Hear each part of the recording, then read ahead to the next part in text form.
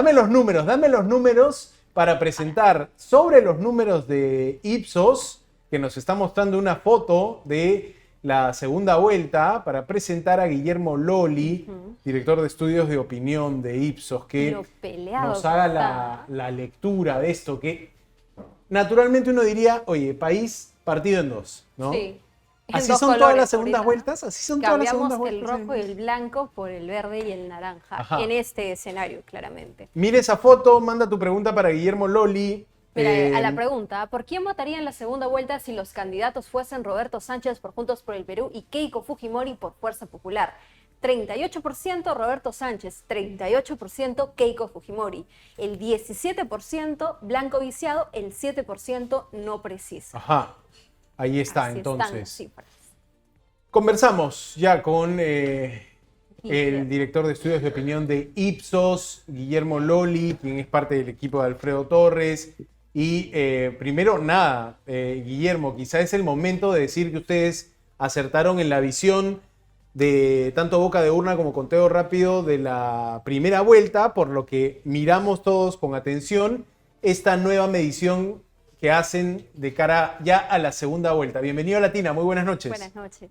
Hola Santiago Ferreira, muchas gracias por la oportunidad. Sí, efectivamente, muy contentos por el trabajo realizado en la primera vuelta, tanto en las encuestas previas, ¿no?, como el día de la elección. Ustedes nos acompañaron en la boca de urna, que ya era reveladora, y luego obviamente el conteo rápido que nos encargó Transparencia y que emitimos también para la ciudadanía, donde se está ratificando. Ya casi falta muy poco, ¿no?, para el 100%. Se está ratificando la foto que dimos ese lunes al mediodía, ¿no? Una foto bastante apretada, con el señor Sánchez con un poquito más de ventaja, que es lo que creemos que va a terminar pasando, ¿no? Ahora, esta imagen que mostrábamos, este gráfico, es como un empate, ¿no?, en esta segunda vuelta, Sí. que a los dos los sitúa con un 38%. Pero ¿cómo es que llegamos a esta cifra? ¿Qué es lo que hemos podido notar, por lo menos en esta intención de la ciudadanía? Sí, en esta primera encuesta post primera vuelta, ¿no? La primera encuesta, la primera foto de la segunda vuelta, observamos un empate muy fuerte entre los dos candidatos a nivel nacional. A nivel desagregado vamos a ver algunos matices. Por ejemplo, Keiko Fujimori fuerte en Lima. Su votación principalmente está basada en Lima y en el oriente, y aún todavía con algunos indicadores, sobre todo en el centro y en el sur, por debajo del señor Sánchez.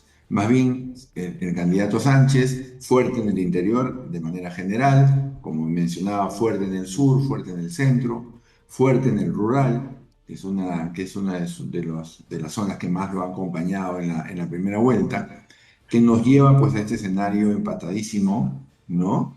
Que obviamente algunos ya han recordado inicios de segunda vuelta de elecciones anteriores. Es la cuarta oportunidad que Keiko Fujimori postula en una segunda vuelta, y se van comparando los resultados que se tuvieron en esa oportunidad, y en donde se puede ver una interesante mejora para la candidatura de Keiko, comparado con, por ejemplo, el 2021, que recuerdo que era alrededor de 11 puntos de ventaja que tenía el candidato Castillo cuando se tomó la primera foto de segunda vuelta, ¿no?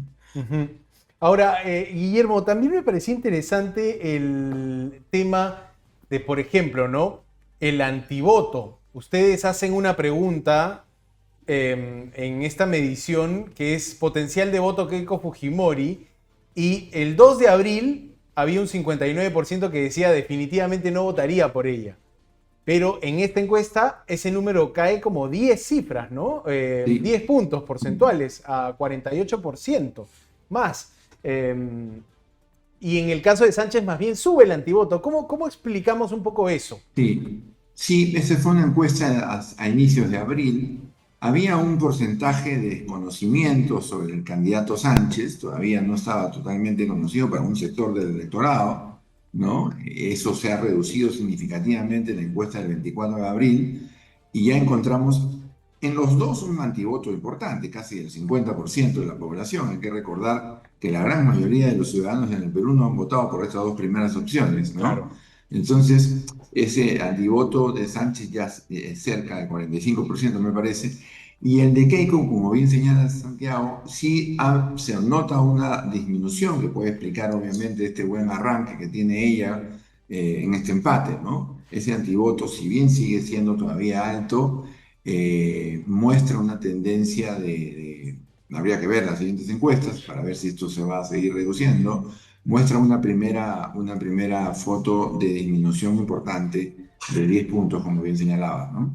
Y ahora con aquellos que no precisan o que han votado en esta encuesta en blanco o viciado, ¿cuál es la tendencia que podríamos empezar a ver? Porque tenemos por un lado ambos candidatos con 38 y si hacemos la suma entre no precisa, blancos y viciados tenemos un 24%, ¿no es cierto? 17 y 7%. ¿Qué pasa con este grupo a esta altura? Que bueno, aún francamente todavía no conocemos con certeza quiénes son los que pasan a segunda vuelta, pero ya vamos viéndolo a un 96%. Sí, sí.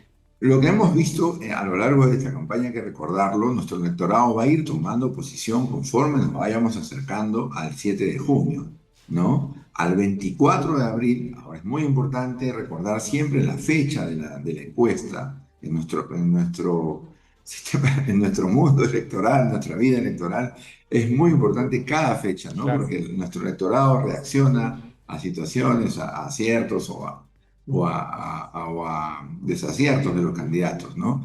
Yo creo que ese alrededor de más de 20% de gente que no está votando por alguno de los dos va a esperar, obviamente, el desarrollo de la campaña. Alguno de ese sector puede ser un votante de centro en el análisis, ¿no? de las izquierdas y la derecha, puede ser un votante más de centro que está esperando ver algunos movimientos de cada uno de ellos. Los dos van a tratar, obviamente, de conquistar al electorado más de centro, que es la gran mayoría de la población, para poder, obviamente, sumar a favor de sus candidaturas, ¿no? Y yo creo que conforme nos vayamos acercando al 7 de junio, debería reducirse un tanto más ese porcentaje de gente que no está votando por una opción todavía válida, ¿no? Interesante lo que nos muestras porque nos dices, claro, una candidatura o una elección izquierda versus derecha te plantea también un bolsón de electores más moderados, de centro, Claro. que justamente por allí puede venir la estrategia de campaña de ambos candidatos. En la primera vuelta los candidatos suelen ser más radicales en sus propuestas. ¿Qué pasa normalmente en una segunda vuelta? O sea, pensando en ese centro, ¿ves la posibilidad de que ambas candidaturas vayan a moderar un poco sus retóricas, sus ofrecimientos? ¿O ¿Esto, no? esto marcará Sí, una diferencia? efectivamente, ¿no? Sí, como bien señalas, en la primera vuelta uno, pues, cada candidato reafirma su electorado base, ¿no? Yo creo que cada uno de ellos, los dos, Keiko como el señor Sánchez, han logrado, obviamente, mantener ese electorado cautivo que tienen, ¿no? Y ahora hay que ir a conquistar el voto de centro, el voto por el resto de ciudadanos que no han votado por ellos. Y efectivamente, a lo largo de segundas vueltas anteriores, hay más de un gesto, tanto en símbolos como en declaraciones, que van a pretender conquistar ese voto de centro, ¿no? Lo podemos recordar en la elección del 2006 entre García y Humala, el Ujú. Humala del Polo Rojo versus García que venía del Alan 1, ¿no? Y todo ese movimiento electoral que hubo, que logró que Alan García gane esa elección. Luego tenemos en el 2011, por ejemplo, Keiko con Humala ya un poco en la segunda vuelta más corrido al centro. No sé si recuerdan que se cambió el polo rojo por el polo Claro. blanco, ¿no es cierto? Y así podemos revisar las últimas segundas vueltas y eso va a ser la tendencia, tratar de conquistar el voto más moderado, el voto del centro, ¿no? Y entender que todo comunica, ¿no? Porque un gesto, una mirada, un paso en falso y Ujú. esto nos va a Compromisos ayudar. también, ¿no? Asumo que más de uno va a hacer compromisos muy, muy, muy claros, asumo, para su electorado. Eso también se vio en el 2021. Habría que Claro, quizá, recordar. quizá un ejemplo de esos compromisos, de esa moderación, sea lo que en su momento hizo Humala con la hoja de ruta, ¿no? También, Un claro. compromiso de moderación Ujú. que le granjeó quizá los votos con los que se impuso en esa elección, ¿no?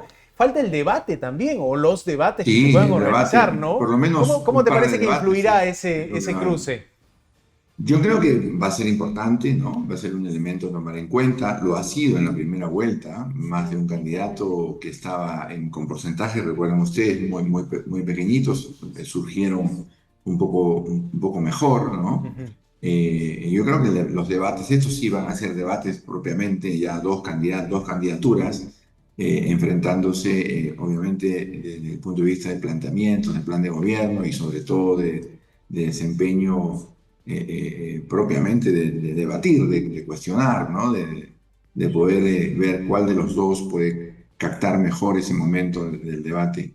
Ahorita me haces acordar otro gesto, por ejemplo, una declaración del 2021 fue la de Castillo diciendo que el señor Cerrón no iba a ser ni portero del ministerio, Claro. ¿no? Porque se le cuestionaba mucho su presencia, ¿no? Ese tipo de declaraciones y de gestos vamos a Un estar poco lo que viendo en podría el hoy resumirse en la figura de Sánchez y el factor Antauro Humala, ¿no? Que también efectivamente. el elector empieza a ver quiénes rodean a los candidatos, quizás los personajes que se ponen ahí de garantes o para Su la entorno más conformación de un inmediato, futuro ¿no? ¿Quiénes gobierno. son? Claro. Claro, eso también impacta, ¿no?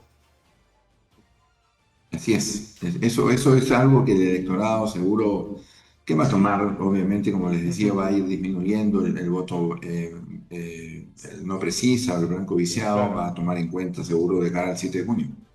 Guillermo, también tenemos otro escenario que me gustaría tocar en dos candidatos, ¿no? Keiko Fujimori, Rafael López Aliaga. De darse este caso, vemos que al 96% de resultados oficiales de OMPE, la figura iría más por el lado de Roberto Sánchez contra Keiko Fujimori, pero ¿qué pasaría si es que realmente pasa Keiko y Rafael López Aliaga? ¿Cómo se vería o cómo se han dado estas cifras en esta primera encuesta? Sí, también tenemos hicimos esa pregunta porque todavía, como bien señalas, no se ha definido oficialmente. Entonces hay una expectativa del electorado, de los ciudadanos que han votado por el señor López Aliaga, y se hizo la pregunta hipotética en el caso que pasaran ellos dos. Y ahí hay una ventaja, ligera ventaja del candidato Aliaga sobre la candidata Fujimori, ¿no? Pero el blanco viciado y el no precisa mucho más alto que el escenario que comentábamos entre Keiko y Sánchez, ¿no? Ujú. Ahora, Guillermo, para terminar, ¿cuándo entregarán otro reporte? ¿Van a empezar a hacerlo semanalmente? ¿Cómo se viene un poco el trabajo de cara a la segunda vuelta, el trabajo de Ipsos? Sí, hacia mayo, seguro, Ujú. la primera quincena deberemos tener una nueva encuesta, obviamente para el medio, para Perú 21. Estamos justo en esas conversaciones, pero claramente va a haber más una encuesta de Ipsos Correcto. para tomar en cuenta a la ciudadanía, ¿no? Y observar como una herramienta más, como un elemento más para decidir su voto. Perfecto. Guillermo Loli, uno de los voceros, director de estudios de opinión de Ipsos, ha estado con nosotros contándonos sus últimos números de intención de voto. Muchas gracias, Guillermo, por su A tiempo. ustedes, Gracias, buenas gracias. noches. Hasta luego.